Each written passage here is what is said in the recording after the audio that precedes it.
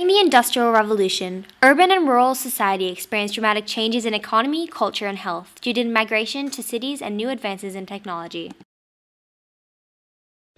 Urban society experienced economic booms in the steamship, electricity, cotton, and iron industries, which were enabled by innovations in machinery. Steamships, invented by Robert Fulton, were a contributing factor to the avid success of British economy. The steamship allowed for goods to be transported between countries cheaply and efficiently, furthering the Industrial Revolution. As said by Charles Marx, the hand mill gives you society with the feudal lord, the steam mill, society with the industrial capitalist. In 1831, Michael Faraday invented an efficient electricity source that included wire and a magnetic field. Soon after, Thomas Edison developed more maintainable sources of light, and from there, electricity made its boom.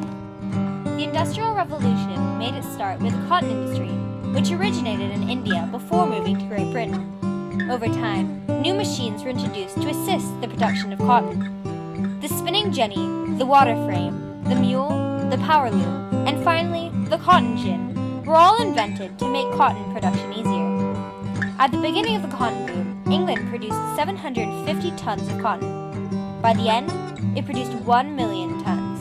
Iron, which was necessary for the mass production of cotton, advanced dramatically to coincide with the cotton boom. The coal industry also advanced as a result of the iron industry, because coal was needed to make fires to smelt the iron. All of these inventions assisted the urban populace in creating the first steps of the industrialized world we have today. The rural economy changed during Industrial Revolution by switching from the cottage industry to the more modern economy.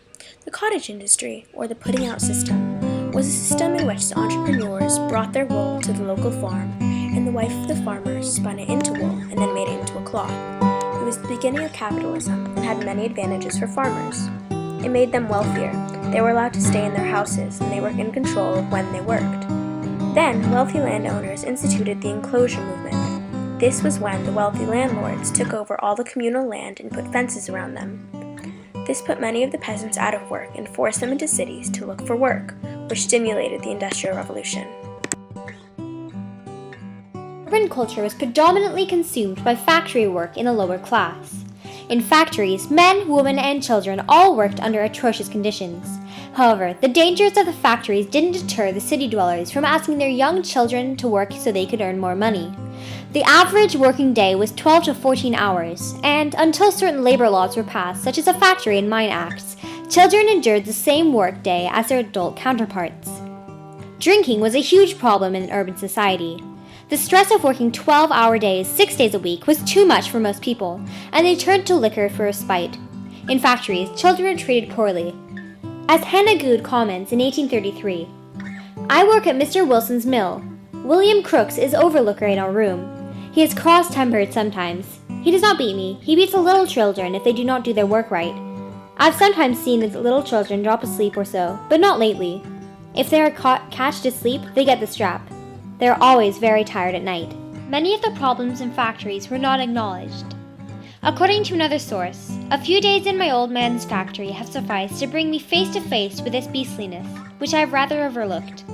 Obviously, urban culture is focused on money, work, and the industrial world. During the Industrial Revolution, living in the rural society of Britain was better than living in the urban society. The urban society lived in close quarters with many diseases, while life in the countryside was more comfortable with an open space and a smaller population. The rural society was, however, directly impacted by the Industrial Revolution. The impact led to a great change that started when many people began to leave the countryside and work in factories.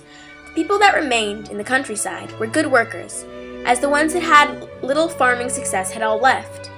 Overall, rural society got better because the good workers were making more money and being able to provide more for their family.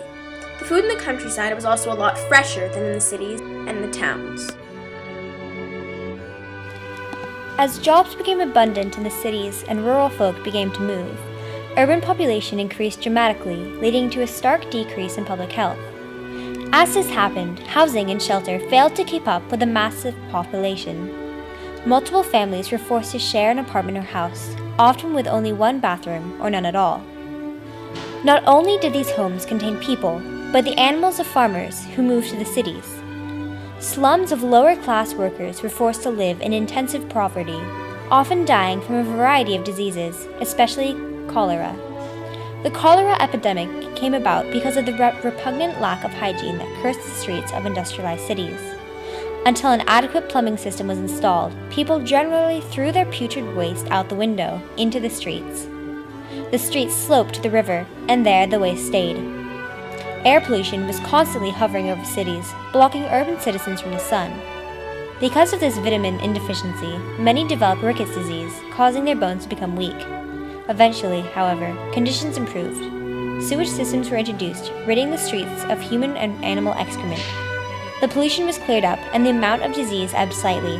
However, poverty and poor conditions still proved to be a commonality in urban cities. While rural population dropped considerably, countryside health triumphed significantly over that of the urban society. Fewer and fewer farmers claimed land in rural areas, and the remaining workers lived very far apart due to the rural folk that moved to the city. However, rural life was not encumbered by the detrimental technologies that plagued the city with the pollution. Because of the alienated territory that belonged to each farmer, diseases could not be spread as easily as in the cramped cities. Plumbing in the country was a tremendous improvement to that in the city, and waterborne diseases were not as common, creating a better health environment for country folk to live in.